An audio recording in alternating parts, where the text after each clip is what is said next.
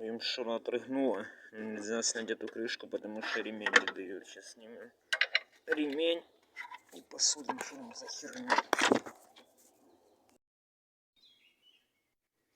Такое что-то с ремнем. Это привод помпы. Уже что-то не хватает на нем в цатках.